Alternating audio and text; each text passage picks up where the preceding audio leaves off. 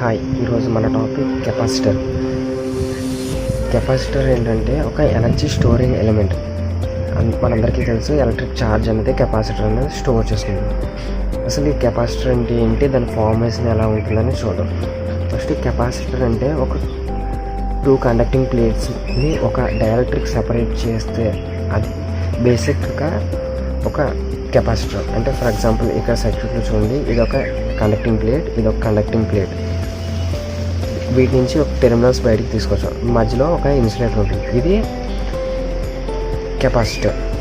Capacitor symbol కూడా ఇది రెండు ప్యారల్గా రెండు లైన్ డ్రా చేసి వాటి నుంచి బయటికి టెర్మినల్స్ తీసుకొస్తాం. ఇది కెపాసిటర్. కెపాసిటర్ యొక్క యూనిట్స్ వచ్చేసి ఫారడ్స్. అంటే నెక్స్ట్ దాన్ని సితో డినోట్ చేస్తాం. నెక్స్ట్ మనది డెఫినేషన్లో చూద్దాం. Two conductor plates separated by the dielectric constitute A capacitor. Capacitor రెండు కండక్టింగ్ ప్లేట్ల మధ్యలో ఒక డైఎలక్ట్రిక్ని ప్లేస్ చేస్తే అది కెపాసిటర్.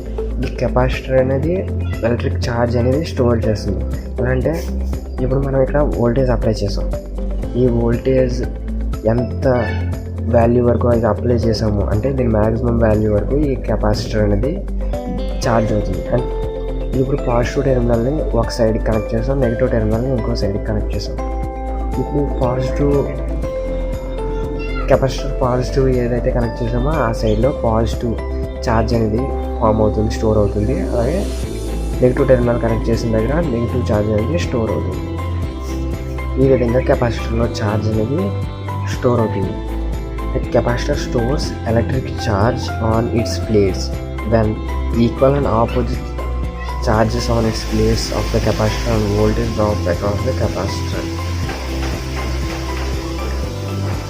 మనం ఎంతైతే వోల్టేజ్ అప్లై చేసామో అంత వోల్టేజ్ వరకు కూడా ఇది ఈక్వల్గా ఛార్జ్ అవుతుంది. అంటే ఇప్పుడు ఇక్కడ ఇక్కడ 5 volts అప్లై చేసామంటే ఇక్కడ 5 volts positive, 5 volts negative charge అవుతుంది.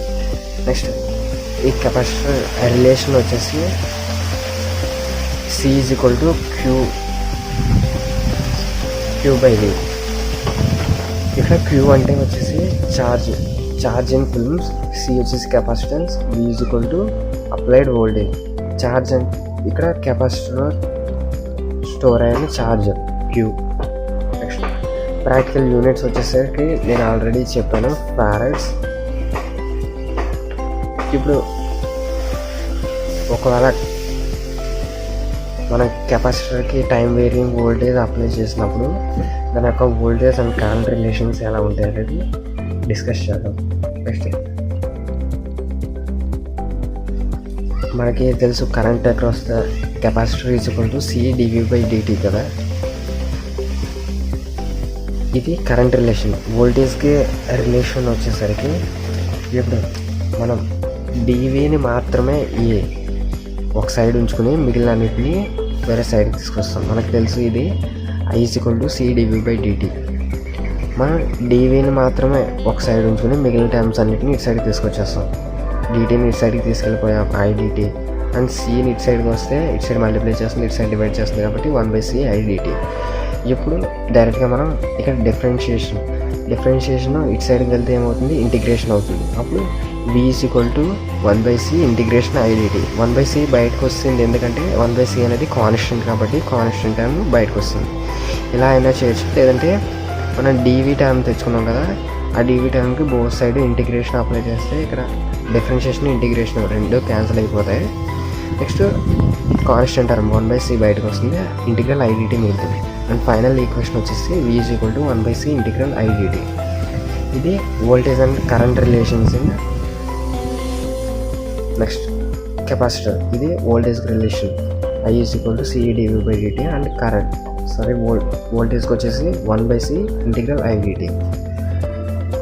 నెక్స్ట్ ఎనర్జీ స్టోర్డ్ ఇంకా power consumed by the capacitor తెలుసుకోవాలి. పవర్కి మనకి బేసిక్ ఫార్ములా తెలుసు, power is equal to V into I. మనకి I తెలుసు, అంటే I is equal to CdV/dt కదా. వోల్టేజ్ అనేది మనం డెరివేట్ చేసుకున్నాం, కానీ మనకి తెలిసింది I is equal to CdV/dt. అది ఇక్కడ సబ్స్టిట్యూట్ చేసుకుంటాం. ఇప్పుడు వీసీ డివి/డిటి వాట్స్, ఇది power. Next energy stored in the capacitor వచ్చేసి ఈ పవర్ని ఇంటిగ్రేట్ చేస్తే వచ్చేది ఎనర్జీ అనమాట. హాఫ్ CV² అనేది energy stored in the capacitor. Thank you for watching.